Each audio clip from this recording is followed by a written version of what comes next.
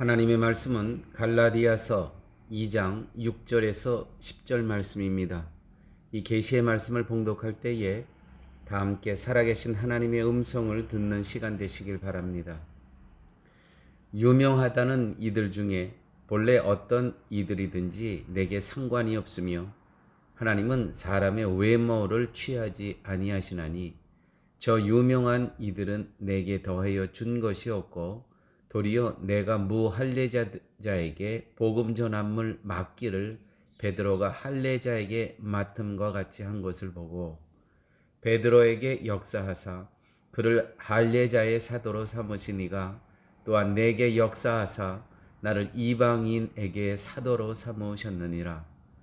또 내게 주신 은혜를 알므로 기둥같이 여기는 야고보와 게바와 요한도 나와 바나바에게 교제의 악수를 하였으니 이는 우리는 이방인에게로 저희는 할례자에게로 가게 하려 함이라. 다만 우리에게 가난한 자를 생각하는 것을 부탁하였으니 이것을 나도 본래 힘써 행하노라. 우리는 삶 속에서 인간관계의 단절을 경험하고 또 사업의 위기, 또 교회적으로 얘기하면 어떤 사역의 위기, 또 우리의 건강의 위기에 봉착될 때가 있고 또 삶 속에서 여러 가지 환경 때문에 비전의 상실에 직면할 때가 있습니다.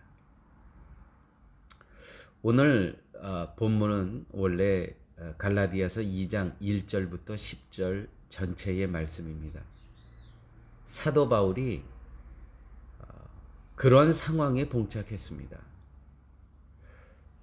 갈라디아서 2장 1절에 보면 14년 후에 내가 바나바와 함께 디도를 데리고 다시 예루살렘에 올라갔나니 14년 후에 예루살렘에 다시 올라갔다고 기록하고 있습니다. 14년 동안에 사도 바울이 번민과 고민이 있었습니다.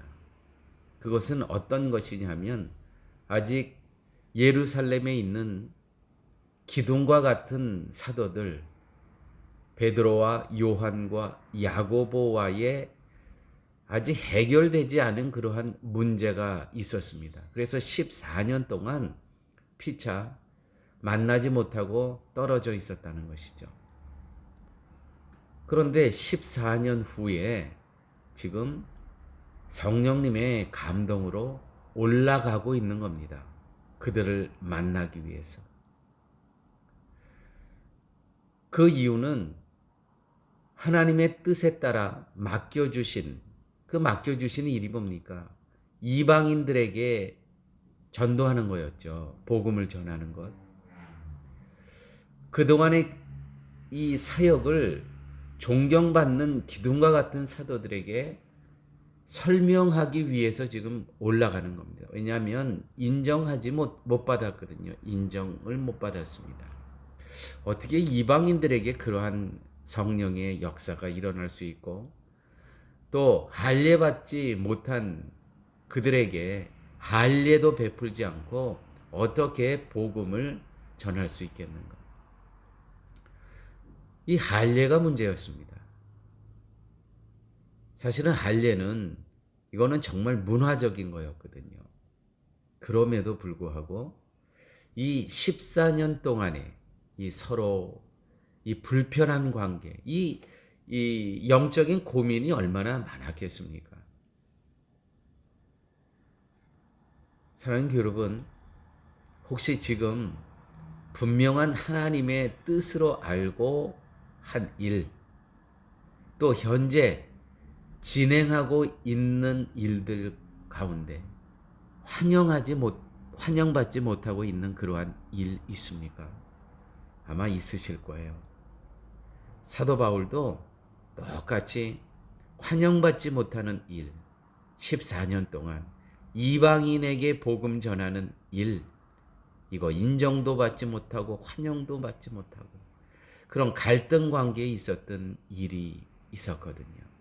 혹시 사랑하는 성도님 여러분, 우리의 삶 가운데 이러한 것이 혹시 있습니까? 그러나 이 14년은 사도 바울에게 결코 헛된 시간이 아니었습니다. 하나님의 뜻을 다시 매 순간 점검하고 숙성시키고 확인하는 시간이었다는 것이죠.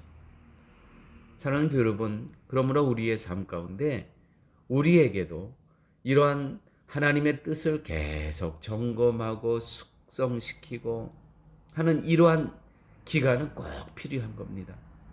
자기 성찰의 시간이죠.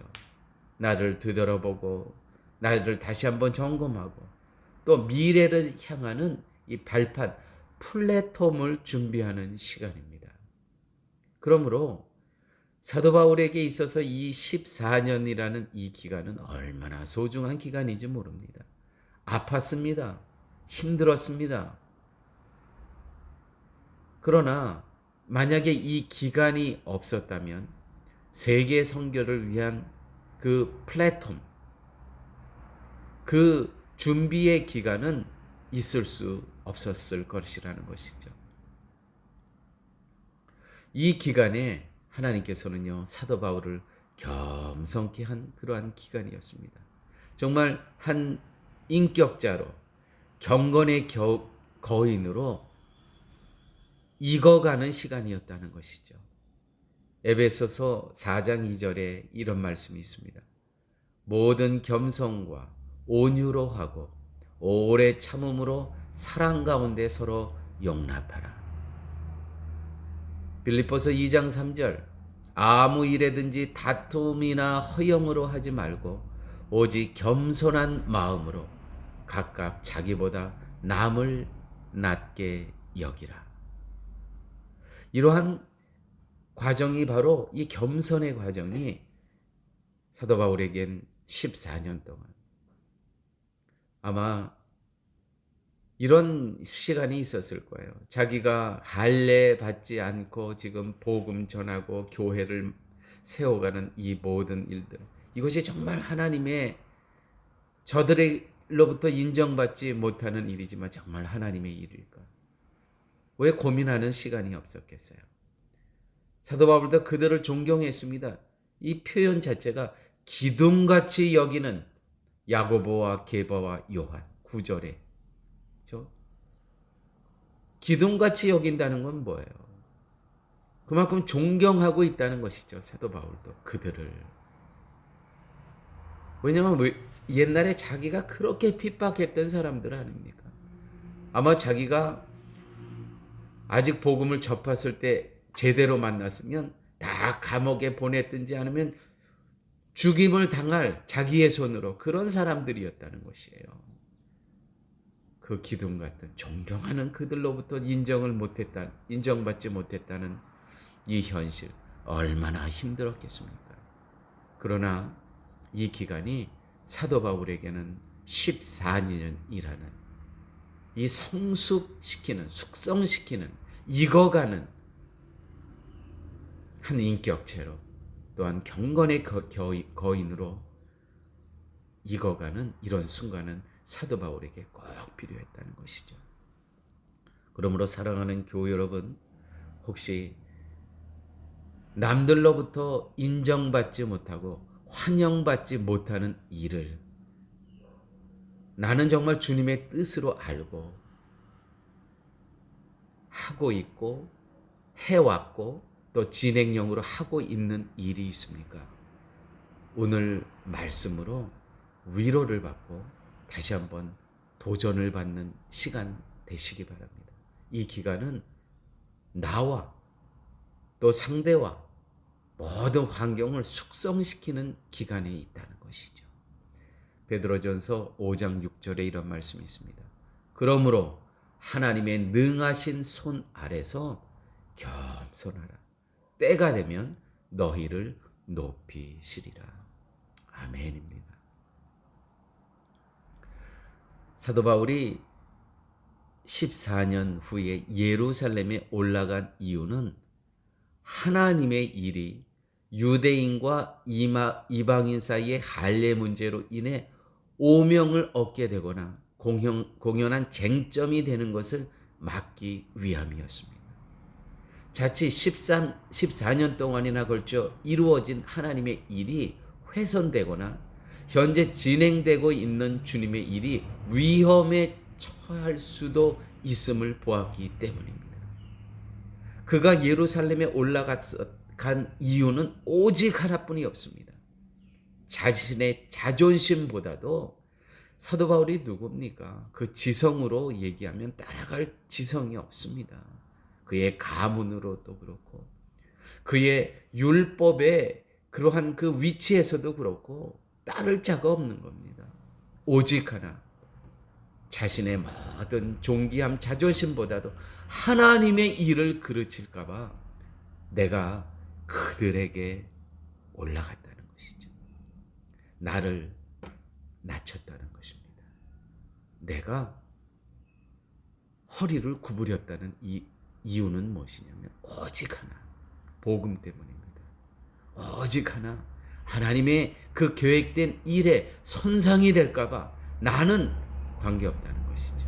내가 그들에게 가서 엎드리고 절하고 이거 아무 관계가 있다는 없다는 것이죠. 이 놀라운 변화.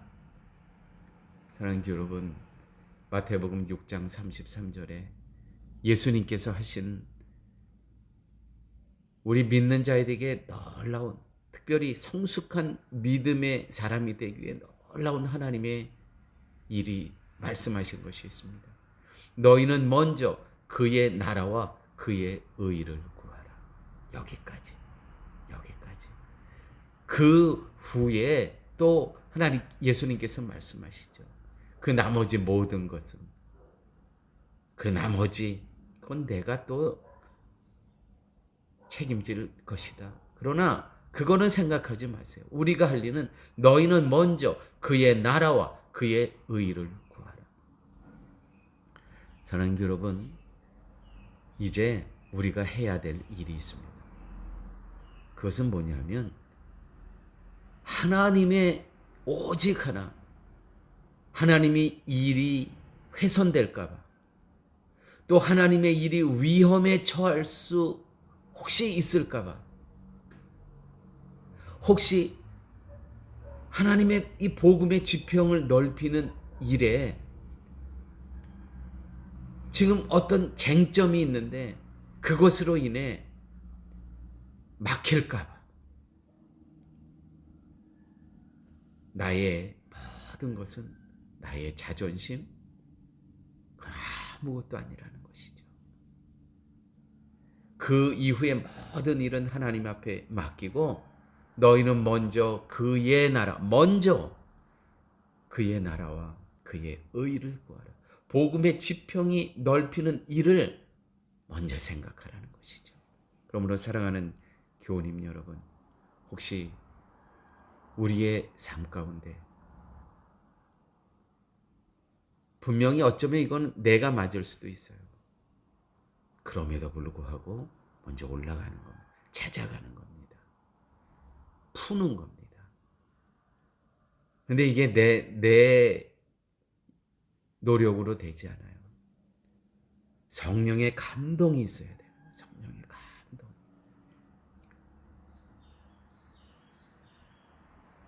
저도요, 최근에 몇 년 동안에 담을 쌓고 살았던 그러한 가까운 사람이 있었습니다.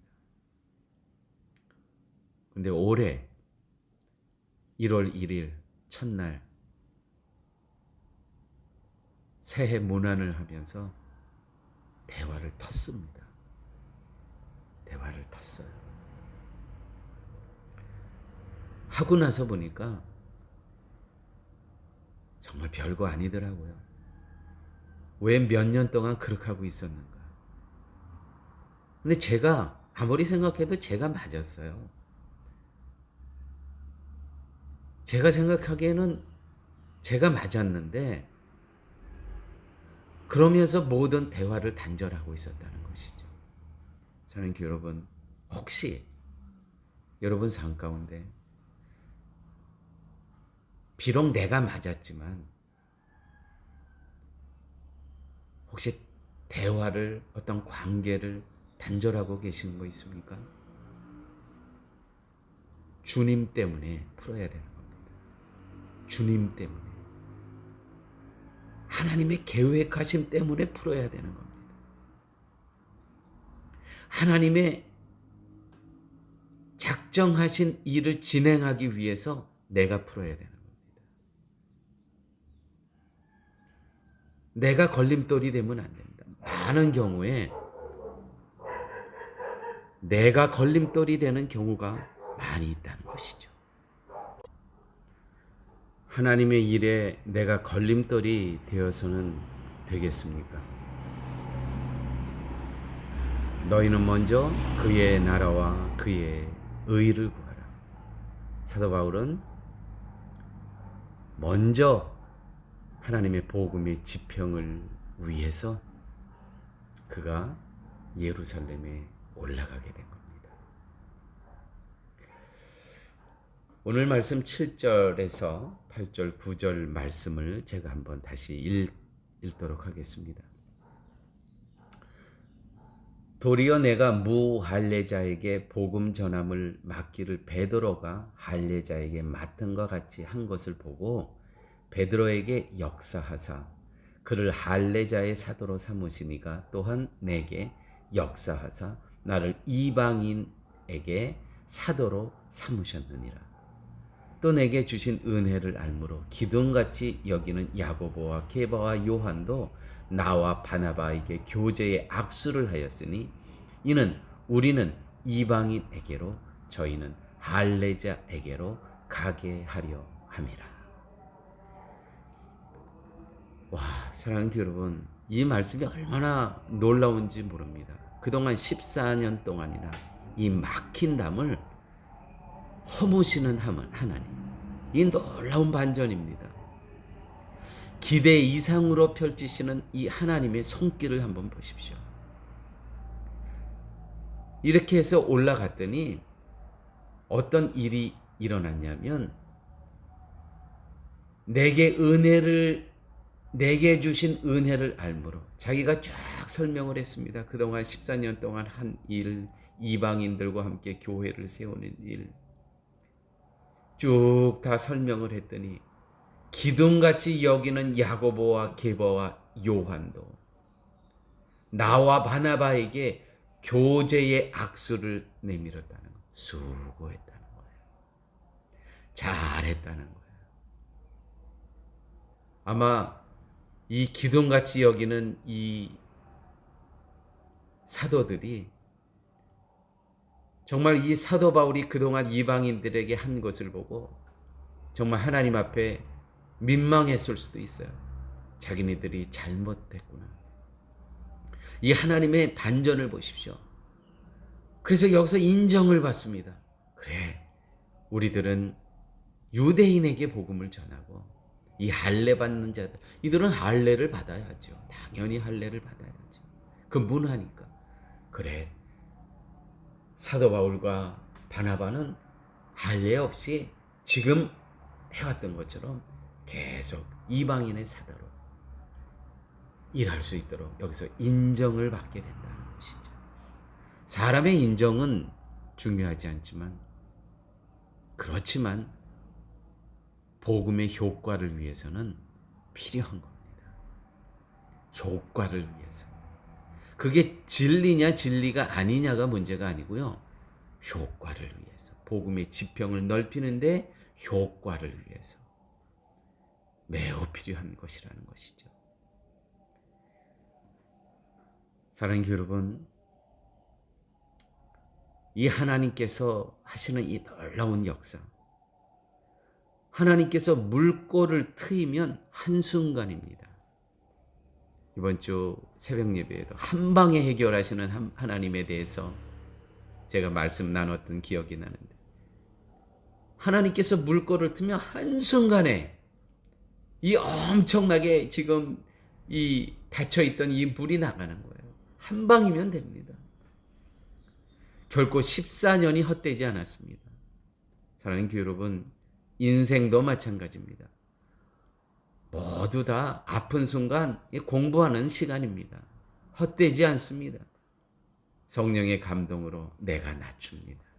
그 막혀있던 그 순간에 그 힘들고 어렵고 그 갈등의 순간, 단절의 순간 내가 낮추는 거예요. 왜요? 복음의 지평을 위해서 내가 걸림돌이 되면 안 되죠. 대부분의 순간 내가 걸림돌이 됩니다. 성령의 감동으로 사도 바울이 알게 된 거예요. 아, 이 일을 하기 위해서는 내가 걸림돌이었구나. 내가 찾아가는 겁니다. 그랬더니 어떤 결과가 나와요? 이사야 55장 8절 9절 말씀입니다. 여호와의 말씀에 내 생각은 너희 생각과 다르며 내 길은 너희 길과 달라서 하늘이 땅보다 높음 같이 내 길은 너희 길보다 높으며 내 생각은 너희 생각보다 높으리라. 어쩌면 사도 바울과 바나바가 그 예루살렘의 디도를 데리고 올라가면서 이러한 놀라운 인정받기까지, 그래서 서로 교제의 악수를 하고 서로 축복하고 서로 응원하는 이런 거 기대 안 했을 수도 있어요. 어쩌면 더 많아요. 그래, 내 할 일만 하자. 내가 이런 일을 했다는 것만 이분들에게, 이 기둥같이 여기는, 내가 존경하는 이분들에게 인정하지 않든 내가 보고는 하자. 아마 이랬을 수가 더 많을 것 같아요, 제 생각에는. 그런데 놀라운 반전이 일어납니다. 서로 교제의 약수를 하고 서로 축복하고 서로 응원하는 이런 관계가 되었다는 것이죠. 내 길은 너희 길보다 높으며 내 생각은 너희 생각보다 높으리라. 여기에 올라가면서요, 어떤 또 성경이 기록되어 있냐 하면 14년 후에 올라가는데 3절 말씀입니다. 그러나 나와 함께 있는 헬라인 디도까지 억지로 할례를 받게 하지 아니하였으니 14년 후에 내가 바나바와 함께 디도를 데리고 다시 예루살렘에 올라간다고 표현하면서 디도는 할례 받지 않게 했다는 거예요. 왜요? 할례는요, 이제 사도 바울 이후에 후계자 아닙니까? 이 고린도 교회를 세우는데 놀라운 혁혁한 공로를 세운 디도인데 할례를 받지 않은 이 디도를 데리고 올라가서 봐라.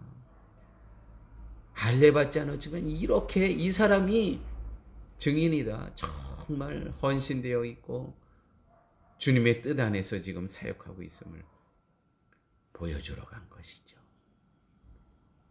맨 마지막 말씀이 또 귀한 말씀입니다.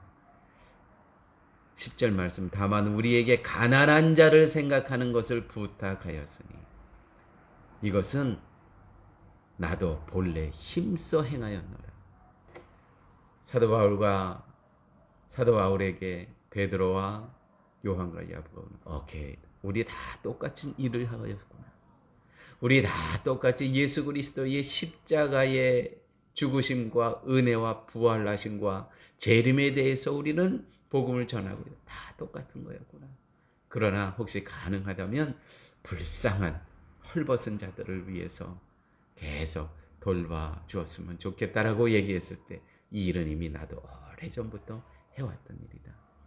사랑하는 여러분, 우리 교회가 이제 방학을 잠시 방학했었죠. 이제 다음 주 토요일부터 가난한 자를 돌보는 사역을 다시 시작을 합니다. 얼마나 귀한 말씀입니까?